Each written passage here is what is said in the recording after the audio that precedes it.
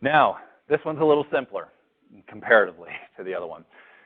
The second stage of what we call eukaryotic gene regulation or differential gene regulation is now that you've transcribed, you've gone through all of these hurdles to just make the RNA, to make the messenger RNA. The second thing that you have to do is, one, determine whether that RNA is even going to leave the nucleus, which we call nuclear RNA selection. And number two, you've got to modify it to make it prepared and ready as a template for the protein. Okay? The 5' cap essentially goes on the RNA. That's necessary for RNA to leave the nucleus. Now, splicing. Splicing, again, these factors, these proteins, and what we call recognition factors. These are the proteins that select whether or how it's going to be spliced. As you can see here, here's the template. Red, yellow, green, blue, and purple are the exons here. The things in black are the introns. In one cell type, you have certain enhancers, or splicing enhancers as we call them, that will select the areas between these two and completely remove exon number 2.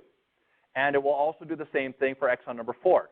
So in this cell, it will make an mRNA with exons 1, 3, and 5. Well, in a different cell, because it has different splicing enhancers that are transcribed, again, it's what's done before this process that determines this. It has different splicing proteins. It will splice this a different way. It will splice out between here and there, leaving exon 2 in, and it'll splice out here and here, removing exon 3. So you get a completely different protein product from the same template. Again, that's why we make 10 times, no, not 10, 20 times the number of proteins than we do genes. 400,000 proteins with only 20 to 25,000 templates. We don't know the exact number because of pseudogenes in the telomere regions and other things like that that are, again, fascinating in themselves. Everything's fascinating. All right, so, and again, too, it's not about just what's made. It's about what gets selected for that 5' cap will leave the nucleus, okay? So you can make all these different versions, but only a couple of them get selected to leave the nucleus and then be transcribed. Again, that selection process has to do with factors that are influencing the cell at the time. Proteins that are being brought into the nucleus at a particular time to select for that particular RNA. Okay?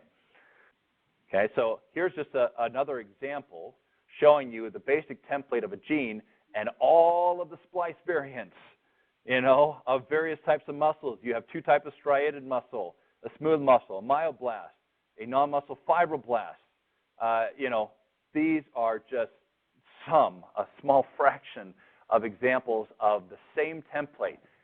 Just to give you another idea, antibodies, especially the IgG antibodies of your immune system, create 10 million variants. Yes, the basic antibody itself is the same, but that end, which will recognize antigens on foreign objects, gets spliced 10 million different ways. That's why our immune system can react to most infections, most type of pathogens that come into us because of that splicing. Now, we've gotten past the first hurdle. The gene is transcribed into RNA. We've gone past the second hurdle. The RNA has been capped. The poly-A tail has been added. It has been spliced, and it's its variant in that particular cell that it needs to be. Now it leaves the nucleus and goes to the ribosome. Okay, so let's look at some of the elements of translational control, which is the ribosome turning and reading the information on the mRNA and making it into a protein or an amino acid structure, which will eventually become the folded tertiary or quaternary protein necessary. So we talked about mRNA longevity. That's the poly-A tail.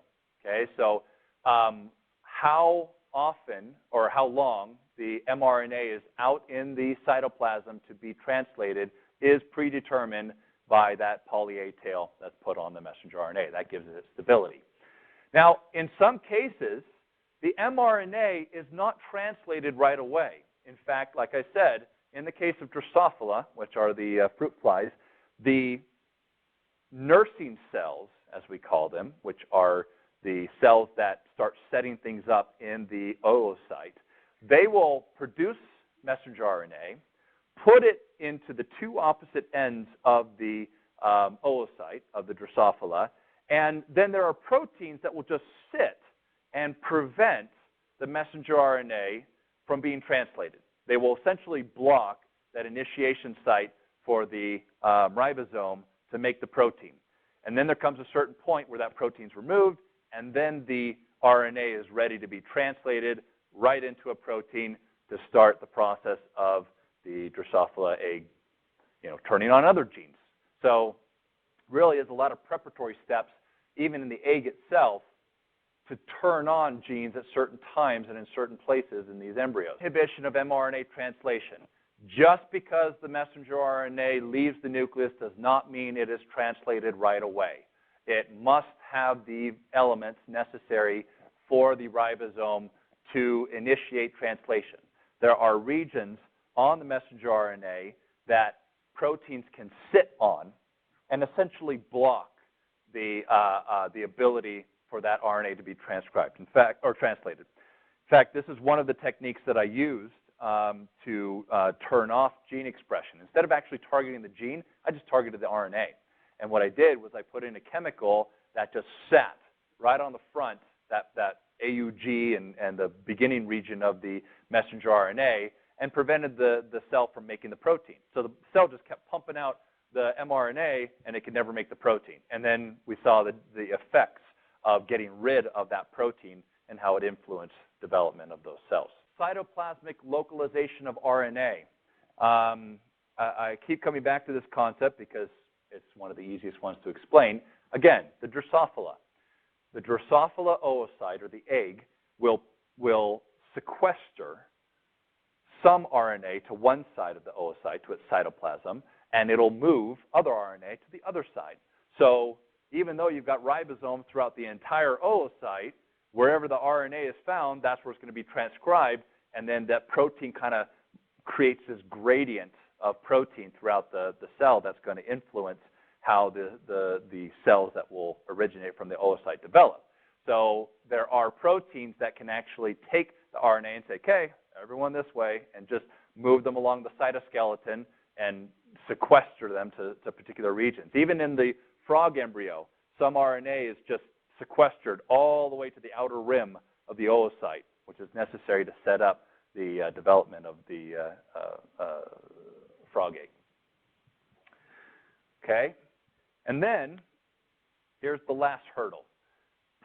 I didn't have a separate slide for this, I should have, but this is the fourth mechanism.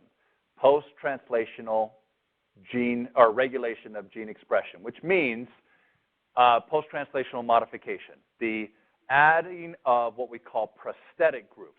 It could be a heme group, it can be a glycogen, it could be sugars, oligosaccharides and things of that sort. Basically, other factors that are necessary to be combined with the protein to make it functional and active. In fact, you should know that there are just particular ions that are necessary. Again, we've talked about iron and the heme groups and whatnot. Polymerase needs magnesium to be active. Certain proteins, in order for them to form junctions with other cells, need calcium. They're called calcium-dependent adhesion molecules, or CAMs. So proteins by themselves may not be fully functional until you add groups to it, until you add certain elements to it. Even things like insulin. Insulin gets folded, and then another protein comes in, an enzyme comes in, and starts cutting pieces off to make it active, because it's not active until you get that modification, until it starts cutting off regions of amino acids. So it folds it, it creates the disulfide bridges and the ionic and other hydrophobic and hydrophilic forces that create the structure, and it says, okay, you're ready, and just cuts it in different parts, and now the protein's got its tertiary structure that is necessary for its overall function. Okay, so There's quite a bit going on here in terms of control.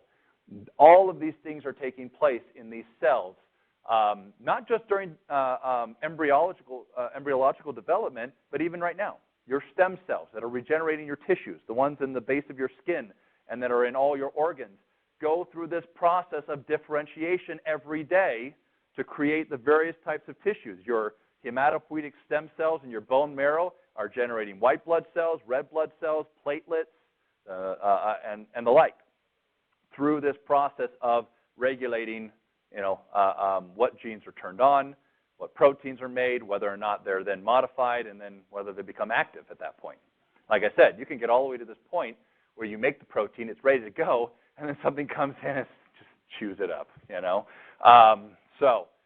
But there are purposes for that as well, because the cell, this takes a while. From the moment of gene transcription till where you actually get a protein, I think, if I remember my studies right, it can be at least 30 minutes, but as much as an hour and a half, okay, from the moment. So if a cell is going to respond in the moment, sometimes it already needs that protein ready to go. That's already being made, and it doesn't need it yet, which is why it will destroy it. And then there comes a moment where it triggers and says, okay, now I need it at this moment, and it's ready to go. So that's one of the mechanisms or reasons why you would go through this whole process, but never use the protein until a particular point.